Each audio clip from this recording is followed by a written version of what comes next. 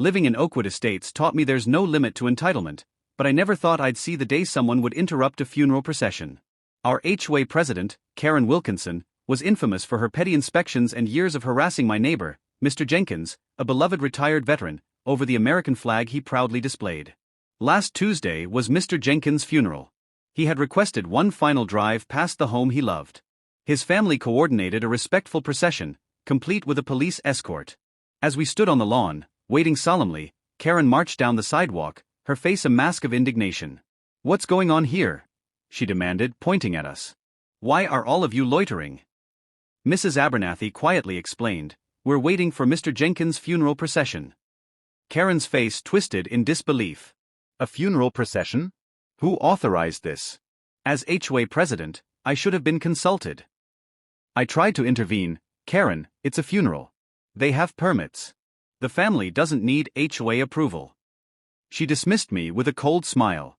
I knew I was her favorite target ever since I successfully appealed her ridiculous mailbox citation. "Any organized activity that impacts traffic flow requires board approval," she insisted, tapping her clipboard.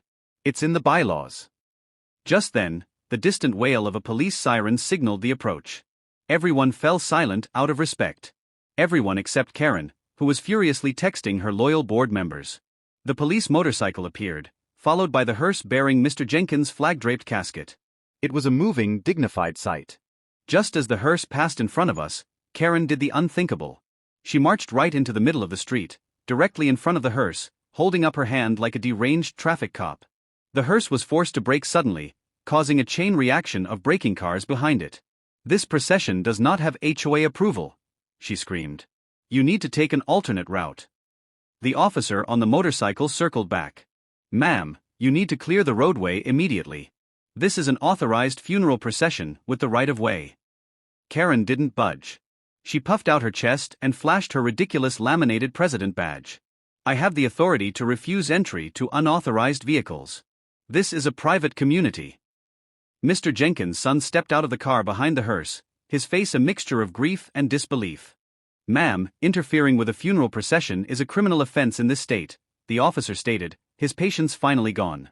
"Move to the sidewalk now or I will have to place you under arrest." Karen actually laughed.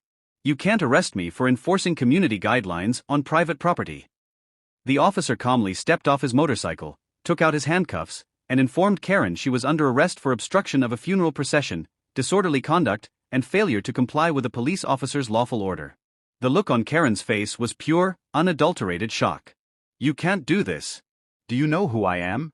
I'm the president of the Oakwood Estates Homeowners Association." "Ma'am, I don't care if you're the president of the United States," the officer replied calmly. "The law applies to everyone equally." As she was being placed in the back of a patrol car, she screamed at me, "This is all your fault, Harrison. I'll have you evicted for this." 3 days later, an emergency HOA board meeting was called. The room was packed. The vice president, Tom, began, looking determined. "In light of recent events, the board has voted to remove Karen Wilkinson from her position as president of the Homeowners Association, effective immediately."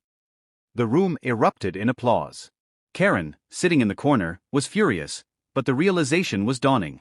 Tom continued, "Additionally, the association's insurance will not cover Karen's legal expenses in this matter, as her actions were clearly outside the scope of her authority." At this, the financial reality hit her. She would face criminal charges, a fine up to $5,000 and jail time, plus thousands in legal defense fees. Her career as a real estate agent specializing in planned communities was likely over. As she stormed toward the exit, she leaned down by my chair. "I hope you're happy, Harrison. You've wanted this from the beginning." I looked up at her calmly. "Actually, Karen, all I ever wanted was for you to follow the golden rule instead of just the HOA rules." Apparently, that was too much to ask. She had no comeback. Karen Wilkinson, the HOA tyrant, was undone, not by grass height, but by her own utter lack of human decency. Justice, finally, arrived in the form of a calm police officer and a state law against interfering with a funeral.